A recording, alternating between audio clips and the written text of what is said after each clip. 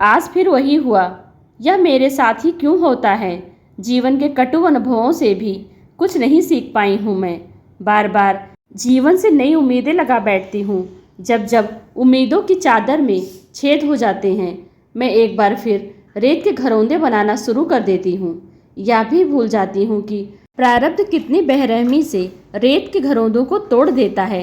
Nelson से नरेन तक का सफ़र मेरी पिछली 10 वर्षीय जिंदगी का लेखा जोखा है। नेल्सन जिंदगी से भरपूर, जीवन में छोटे से छोटे पहलू को भी जीना जानता था।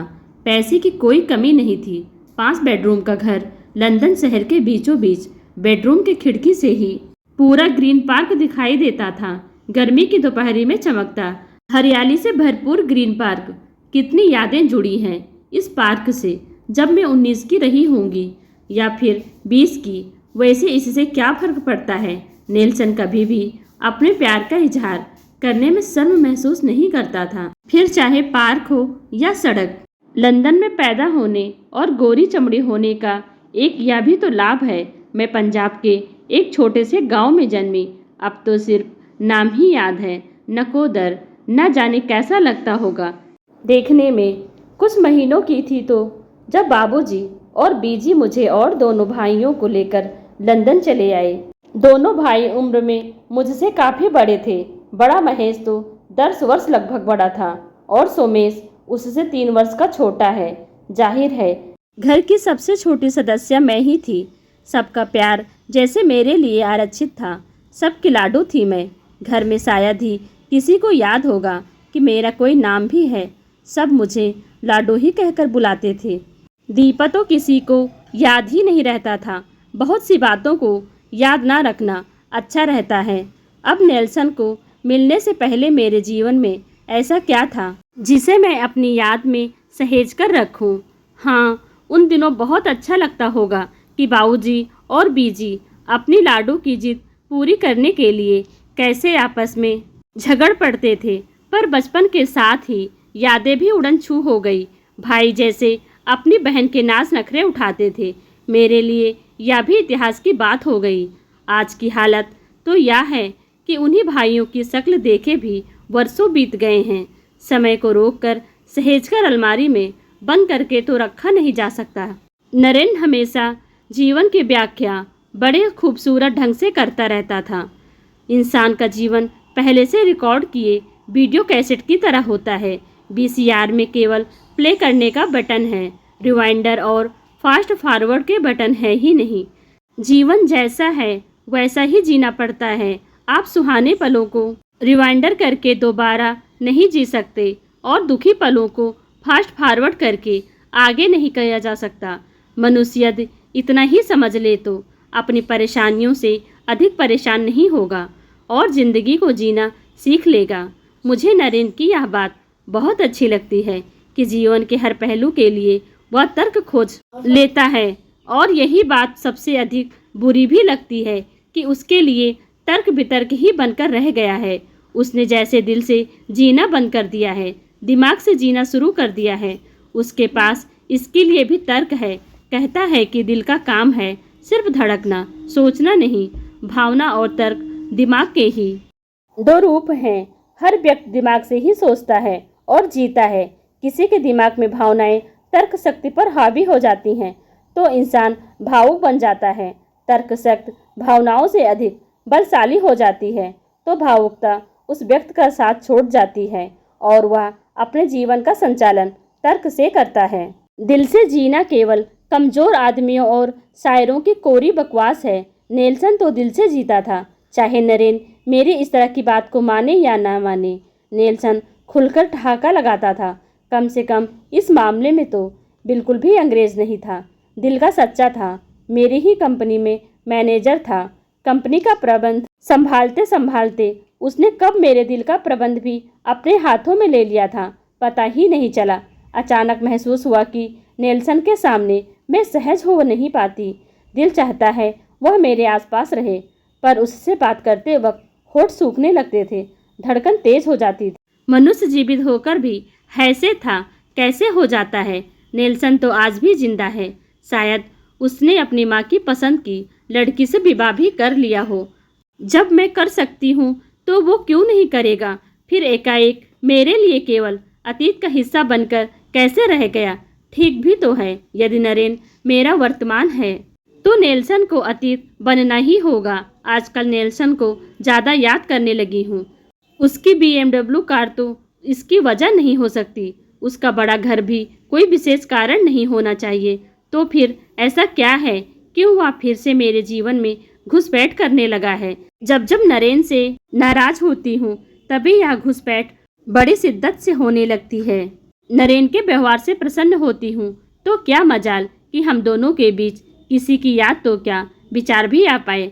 सच तो यह है कि नरेन ने मेरे अतीत के बारे में कभी कोई सवाल नहीं किया है। उसने नेल्सन की निशानी टॉम को भी पूरे मन से अपना लिया। उसे स्कूल छोड़ने जाता है, पढ़ाता है और हिंदी बोलना भी सिखाता है। गोरा टॉम अपनी अंग्रेजी भाषा में हिंदी बोलता है तो कितना अच्छा लगता है। आज 8 वर्ष का हो गया है। टॉम सिर्फ साल भर का था तब नेल्सन से संबंध विच्छेद कर आई थी। शिवांगी तो मरने के बाद भी नरेन के जीवन का अटूट अंग बनी हुई है। कैंसर की रोगी, दोनों छातियां कटवाई हुई शिवांगी के शरीर में ऐसा क्या होगा कि नरेन के तन और मन से शिवांगी निकल ही नहीं पा रही। कितनी बेरुखी से कह गया नरेन, मेरे पास जितना प्यार था वह सब शिवांगी पर खर्च कर चुका हूँ। अब कुछ नहीं बचा है मेरे पास। प्यार का सोता सूख चुका है। नरेन को एक अहम बात का एहसास है ही नहीं। प्यार ही जीवन का एक ऐसा धन है जिसे जितना खर्च किया जाए उतना ही बढ़ता है। नेल्सन और मेरा प्यार भी फल फूल रहा था। अब तो दफ्तर में भी सबको एहसास हो चुका था कि कहीं न कहीं कुछ तो हो रहा है। मेरे चेहरे पर प्यार की इबारत साफ लिखी रहती थी, कोई भी उसे पढ़ सकता था।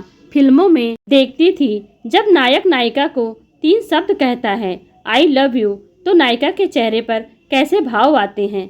मन चाहता था जब कभी भी नेल्सन मुझे यह शब्द कहे तो सामने कहीं दर्पण लगा हो। इन शब्दों का प्रभाव मैं अपने चेहरे पर देखने को अधीर थी, किंतु जब तक नेल्सन यह शब्द कहे तो चेहरा देखने का अर्थ ही क्या रह जाता है। मेरे दफ्तर में कई हिंदुस्तानी लड़कियां काम करती थी, अधिकतर गुजराती थी। मन ही मन कहीं मुझसे जलती भी थी।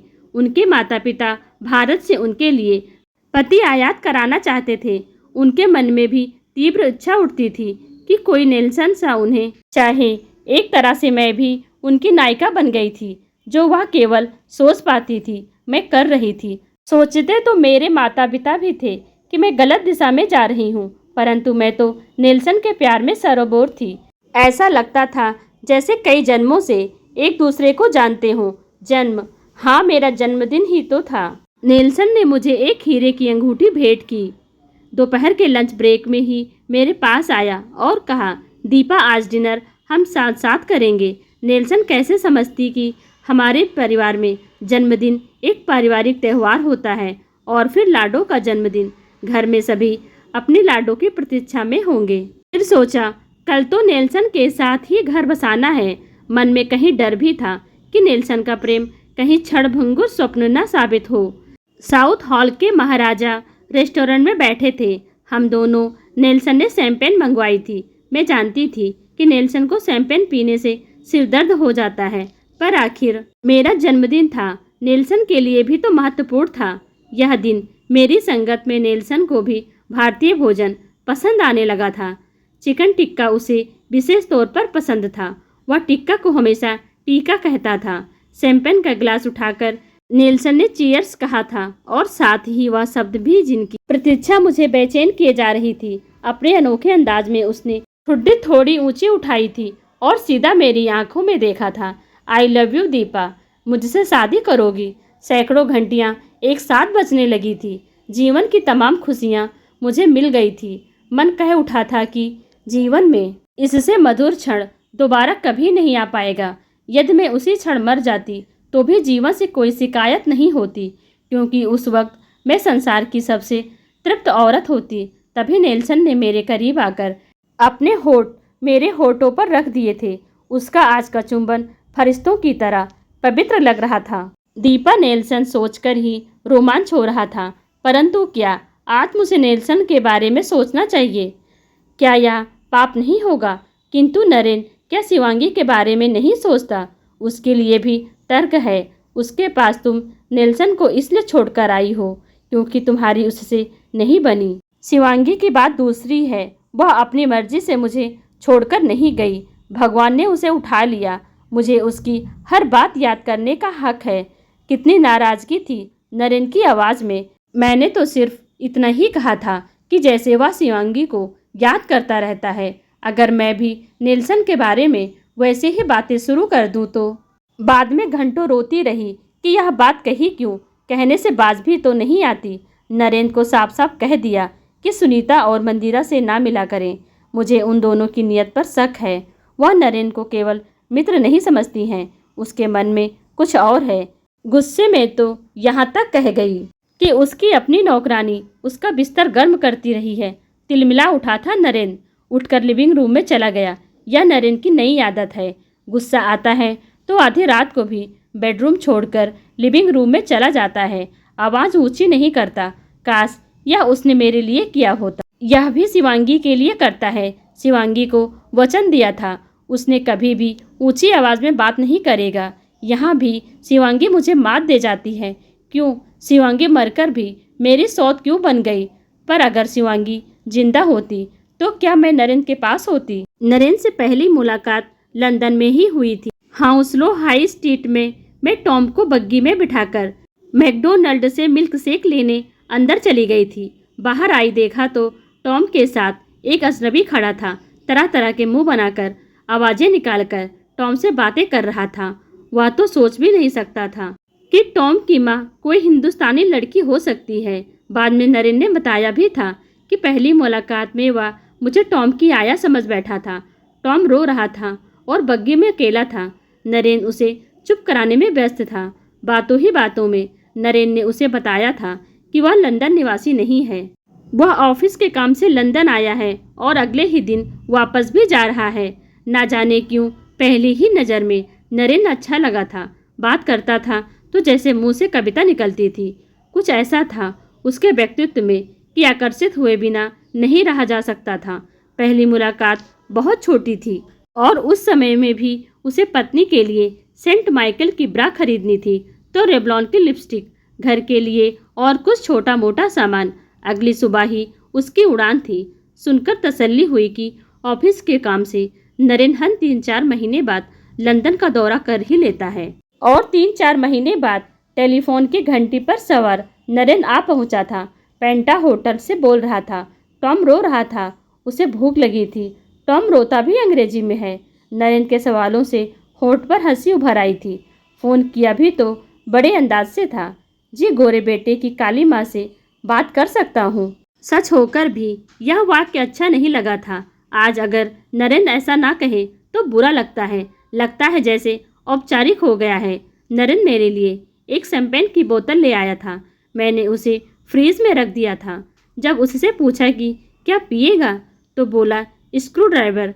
मैं उसे कहाँ बख्शने वाली थी। स्क्रू ड्राइवर से तो तुम्हारे स्क्रू तो कस सकती हूँ पर पिला नहीं सकती। नेल्सन भी तो स्क्रू ड्राइवर ही पसंद करता था। वोदका और संतरे का रस। नरेन को भी शैंपेन पीने से सिर में दर्द हो जाता है। शिवांगी की मौत के बाद तो नरेन ने कुछ भी पीना बंद कर दिया, जीना बंद कर दिया है। शिवांगी भी तो अद्भुत। भगवान ने जैसे उसे फुर्सत के छड़ों में बनाया था। जो भी उसे मिलता उस पर लट्टू हुए बिना नहीं रह सकता था। हमारी बीबी को देखकर अगर कोई आदमी दोबारा मुड़कर नहीं देखे तो वह आदमी नॉर्मल हो ही नहीं सकता। नरेन का यह दावा था। परंतु शिवांगी केवल शरीर से ही सुंदर नहीं थी, उसका मन उसके शरीर से भी कहीं अधिक सुंदर था। मैं जब पहली बार बम्बई गई थी तो नरेन के घर ही ठहरी थी। शिवांगी से मिलने के बाद ऐसा महसूस हुआ था जैसे मैं शिवांगी की मित्र हूँ और नरेन केवल मेरी मित्र का पति है। शिवांगी जीवन के हर क्षेत्र में एक महत्वपूर्ण व्यक्तित्व थी। पढ़ाई लिखाई, कढ़ाई, साहित्य, राजनीति और बच्चों की परवरिश, सभी कार्यों में दक्ष। गार्गी और कुणाल दोनों में शिवांगी की छवि दिखाई देती है। नरेन को भी अच्छा लगता है कि उसके दोनों बच्चों में शिवांगी की शक्ल आज भी जिंदा है। टॉम तो देखने में अंग्रेज लगता है। नरेन कहाँ कहने से बाज आता है। गोरी बेटे की काली अम्मा, हम तो तुम्हें पहली मुलाकात में ही टॉम की आया समझे थे। उस हिसाब से तो मैं भी उसका अर्दली हो गया। नरेन अनुशासन के मामले में सख्त हैं, पर टॉम को प्यार बहुत करता है।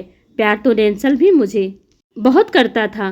फिर मैं नेल्सन को छोड़ने पर क्यों मजबूर हो गई थी? मैं भी तो उसे कम प्यार नहीं करती थी। नेल्सन की एक माँ भी थी। वह मेरे लिए सदा एक अंग्रेज औरत ही बनी रही, माँ नहीं बन पाई। और नेल्सन कभी भी यह बात नहीं समझ पाया कि मैं अपनी माँ, अपने पिता और भाई सभी को छोड़कर आई हूँ। उसकी माँ विधवा थी। यही उसकी माँ का सबसे बड़ा हथियार था। अपने विधवा होने का नाटक वह इतनी निपुणता से करती थी कि इस संसार की सबसे दुखियारी औरत वही लगती थी। उसकी आकांक्षा थी कि उसका पुत्र किसी लॉर्ड का दामाद बनेगा, परंतु उसके पुत्र ने एक अकाउंटेंट और वो भी भारतीय से विवाह कर लिया था।